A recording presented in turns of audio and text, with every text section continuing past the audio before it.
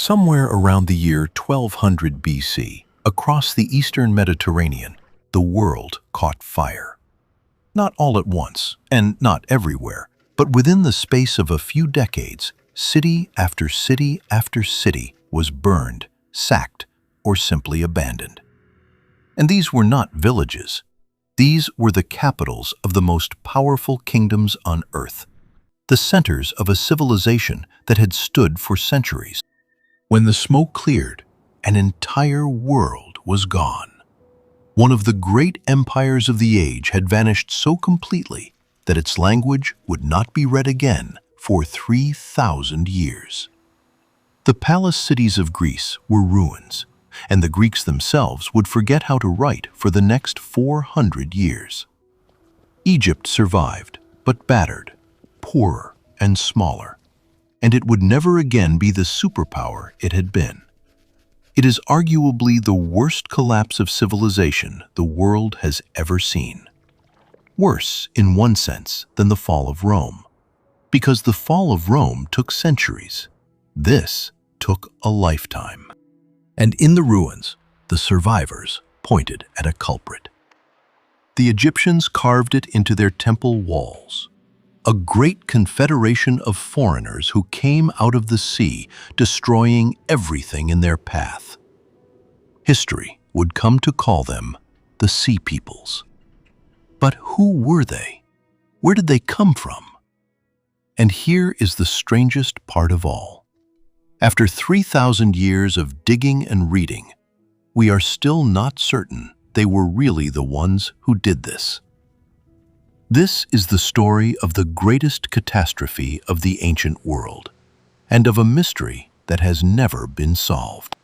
To understand what was lost, you have to see the world that existed before the fire.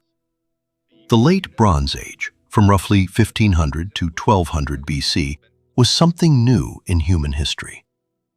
Around the eastern Mediterranean stood a cluster of great powers, all of them in constant contact.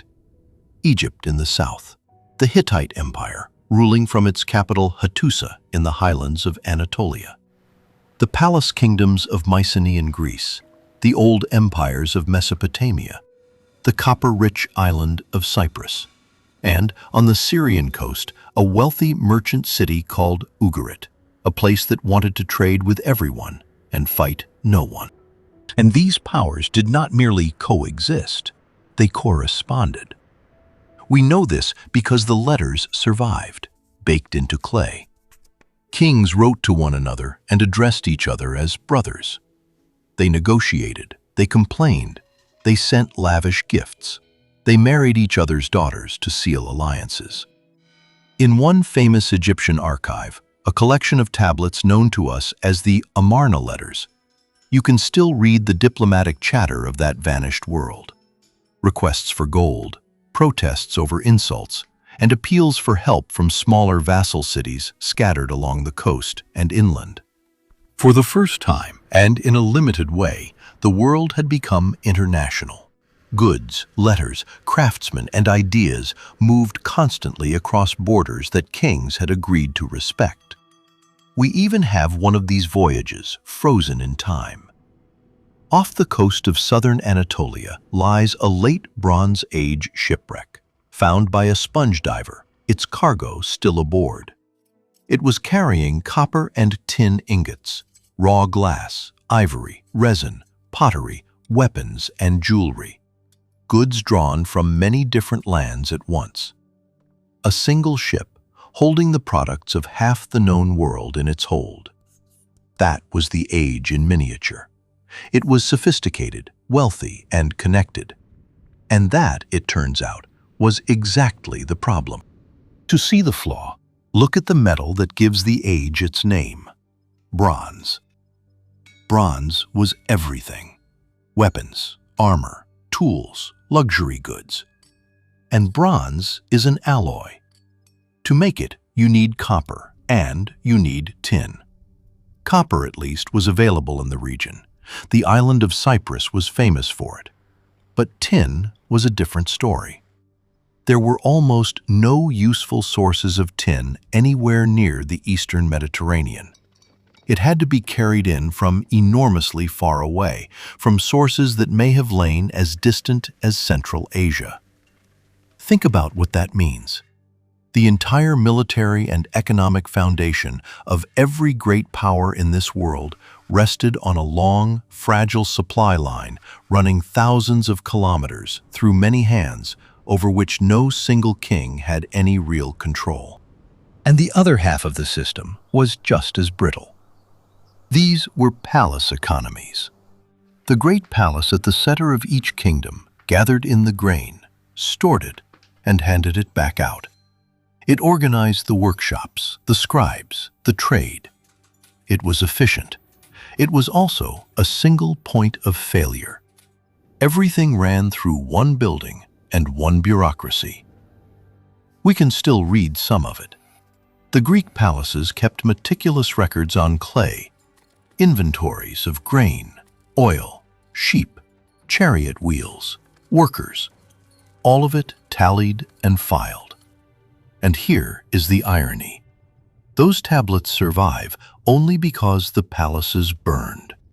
The fire baked the clay and preserved the accounts of a bureaucracy right up to the day it ceased to exist.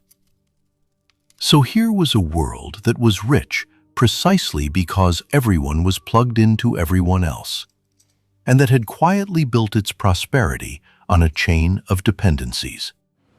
It worked beautifully for centuries, and then, around 1200 BC, the chain snapped. What happened next is written in ash.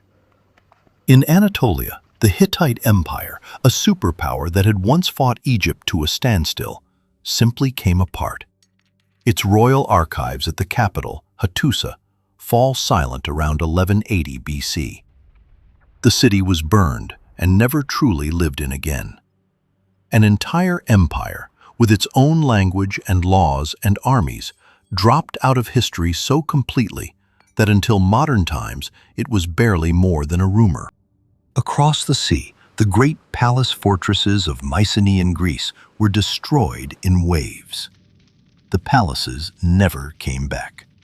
The bureaucracy that had run them vanished, and with it, so did writing itself. The Greeks entered centuries of darkness, poorer, fewer, and illiterate, and would not write again for roughly 400 years. On the Syrian coast, the merchant city of Ugarit was burned, abandoned, and never rebuilt. Along the coasts and inland, site after site tells a version of the same story: destruction layers, abandonment, or slow decline. And this was not a handful of unlucky towns. Across the whole region, a long list of settlements shows burning or abandonment within a few decades of one another. Modern researchers argue about exactly how many, and about how much of it was violence rather than decay, but the overall pattern is not seriously in dispute. Something swept through this world. Egypt alone among the great powers came through, but not unscathed. It lost its empire abroad, its wealth shrank, and the age of Egyptian supremacy was over. Within roughly the span of a single human lifetime, the world of the great powers had ceased to exist. And in one of those dying cities, someone left us a letter. When archaeologists excavated Ugarit, they found something extraordinary. Clay tablets, thousands of them, and among them, a batch of letters that had been written and never sent. The fire that destroyed the city had baked them hard, preserving the last words of a kingdom in the act of dying. One of them was written by Amurapi, the last king of Ugarit. He was answering a plea for help from a neighboring ruler, and his reply is a portrait of helplessness. The enemy's ships, he writes, have come. His cities have been burned. They have done evil things in his country, and he cannot do anything about it, because all of his troops are away in one land, and all of his ships are away in another. His country has been left naked. Does my father not know this? He asks. 7 enemy ships, he says, have already done us great harm. Another letter warns of enemy ships sighted offshore and urges vigilance. None of these letters ever left the city. They were found where they had been set down, in the house of a scribe, waiting for a messenger who never came, in a building that burned along with the rest of Ugarit. It is one of the most haunting things in all of archaeology. A city's final moments, frozen in clay, still telling us that the ships were coming. Which brings us to the question that has hung over this catastrophe for 3,000 years. Whose ships? Our fullest answer comes from Egypt, and we should be careful with it from the very start because of where it is written. It is carved onto the walls of a mortuary temple, a monument built to glorify a pharaoh. This is not a neutral report. It is a victory monument produced by the winning side, designed to make its king look magnificent. Every line of it has to be read with that in mind.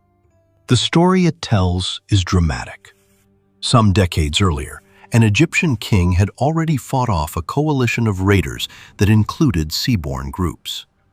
Then, around 1177 BC, according to the temple walls of Ramesses III, a far greater wave arrived. A confederation of foreign peoples moving by land and by sea, bringing their families and their ox carts, looking not to raid, but to settle. The inscription says that no land could stand before them. It claims they had already swept away the great powers, that the lands to the north had been destroyed at a stroke, and that now they had come for Egypt. Ramesses claims he met them, on land and on water, and crushed them utterly. And the temple does not only tell it, it shows it. Carved across the walls are ships locked together in a sea fight, tangled bodies in the water, Egyptian archers loosing volleys, and, moving overland, carts drawn by oxen and piled with families. Whatever else those reliefs are, they are propaganda in stone. But that one detail, the carts and the families, is not the sort of thing a boastful king would invent. The inscription names several distinct groups among them, names like the Sherden, the Shekelesh, the Denyen, the Weshesh, the Checker. Much later, modern historians gathered all of these groups under one convenient label, the Sea Peoples. And that label may have done more damage to our understanding than almost any other in ancient history, because we do not actually know who these people were. Start with the basic problem. The names in the Egyptian inscriptions do not clearly match any nation we otherwise know. Scholars have spent more than a century arguing about their origins. Some connect them to the Aegean world, some to Western Anatolia, some to the central Mediterranean, to the islands and coasts of what is now Italy. Some argue for a mixture of displaced populations from all around the region. Others read the same evidence and reach entirely different conclusions. The honest position is that no one has proved it. And there is a deeper trouble with the label itself. Calling them the Sea Peoples makes them sound like a single nation with a single plan, an organized enemy that set out to destroy the Bronze Age. That is almost certainly wrong. What the Egyptians described was, by their own account, a coalition, a mixture of different groups with different names, traveling together, some by sea and some over land, with women and children and possessions piled on carts. That does not describe an invading army. It describes people on the move. It describes a migration. And the longer you look at that detail, the more the familiar story begins to turn upside down. Because if they were bringing their families and their belongings, looking for somewhere to live, then the obvious question is, what were they running from? For a long time, the story was simple, and it was essentially the Egyptian one. The Sea Peoples came, and the Bronze Age fell. But over recent decades, many scholars have come to suspect that this has the sequence backwards. Consider the timing. The great system was already showing cracks before any wave arrived at Egypt's door. Kingdoms were already struggling. Trade was already faltering. Cities were already in trouble. So the newer reading runs like this. The Sea Peoples may have been not the cause of the collapse, but one of its results. Displaced people, uprooted by a disaster already underway, moving because their own homes had failed them, going wherever there might be food and land. Not the authors of the catastrophe, but among those caught inside it and adding to the chaos as they went. The archaeologist Eric Klein, who has done much to popularize this rethinking, has put it memorably. The Sea Peoples, he says, are the great boogeymen of the Bronze Age collapse. He thinks they were part of it. He does not think they were the sole reason for it. It is worth being straightforward here. This is a live debate, not a settled verdict. Some researchers still argue for a larger and more destructive role. The evidence is fragmentary, and careful people read it in different ways. There is also a simple point about scale. Whatever their numbers, it is hard to believe that a coalition of migrants, however fierce, could by itself topple every major power in the region within a few decades, including empires with professional armies and fortified capitals. Something had to have weakened them first. But if a wave of desperate migrants was a symptom rather than the disease, then something else had already begun killing this world. And the leading suspects are not armies at all. The evidence increasingly points not to one killer, but to several arriving together. The first is the climate. Studies of ancient pollen and sediments from around the region suggest that the end of the Bronze Age coincided with a serious and prolonged drought, a shift to drier, harsher conditions lasting decades. For farming societies with large populations and centralized grain stores, sustained drought means one thing: famine. And famine means desperate people, and people on the move. And we are not only inferring that famine from soil samples. It shows up in the letters. In the final years, rulers across this world are writing to each other about grain urgently. One Hittite king's correspondence presses for shipments of it and frames the need in the plainest possible terms. It is a matter of life and death. When the superpower of Anatolia is asking its neighbors for food, the crisis is already deep. The second is the earth itself. This region sits on active faults, and there is evidence that a cluster of powerful earthquakes struck within a relatively short window, damaging cities across the eastern Mediterranean. Historians sometimes call it an earthquake storm. The third is internal. Hungry populations under strained rulers do not stay quiet.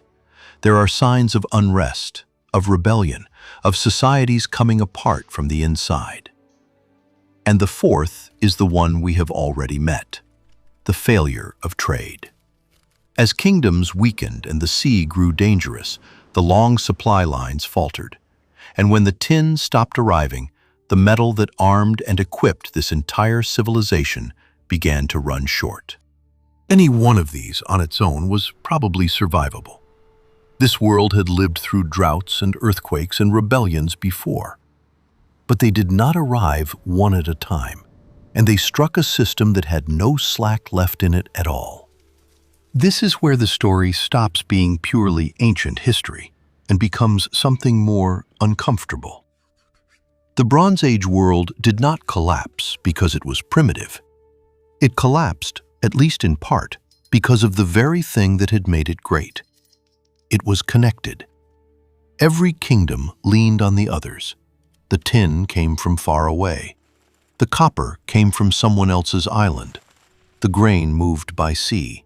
The palaces held the stores. Each state was specialized, efficient, and tightly bound to all the rest. In a system like that, a shock does not stay where it lands. It travels. A drought in one region cuts the grain that fed another. A failing kingdom stops buying, and the merchant city that lived on that trade dies with it. Raiders make one sea lane unsafe, and the metal supply for a dozen states dries up. People fleeing one collapse arrive at the gates of the next, adding pressure to a place that is already starving. Each failure becomes the cause of the following one. Scholars have a name for this: systems collapse. A loose network of self-sufficient villages might have absorbed these shocks and carried on, poorer but alive. A tightly interlocked international system amplified them and passed them down the line until the whole structure came down. The Bronze Age did not die of any single wound. It died because everything it was made of was holding everything else up. What followed was darkness, and it lasted a long time. The Hittite Empire was gone for good. Greece shrank into small, scattered villages and forgot how to write for around 4 centuries. Trade withered, populations fell. Great cities became fields. For generations, the world was poorer, smaller, and less literate than it had been. And yet, out of that wreckage, slowly, new things grew. With the old palace bureaucracies gone, smaller kingdoms and peoples took shape across the region on a more human scale. Iron, harder to work but far easier to find than distant tin, gradually replaced bronze, and it did not depend on a supply chain stretching across a continent. And a simpler way of writing spread, an alphabet no longer the private property of palace scribes, but something an ordinary merchant could learn. In some ways, the world that rose out of the ashes was more open than the one that burned. As for the mystery, it remains a mystery. We do not know for certain who the Sea Peoples were, where exactly they came from, or how much of this they truly did. The Egyptian temple walls give us one side's version of events. The clay letters of Ugarit give us a cry for help. The pollen and the ruins give us a climate and a catastrophe. The rest we are still arguing about, and we should be honest that we may never fully settle it. Historians cannot even agree on how sudden it was. Some read the evidence as a rapid catastrophe, others as a slower unraveling that only looks sudden from 3,000 years away. But the thing worth carrying out of it is not the mystery. It is what lies underneath. This was the richest, most connected, most sophisticated world that had ever existed. Its people had every reason to believe it would last forever. It took less than a lifetime to bring it down. Fragility does not announce itself. It hides inside success.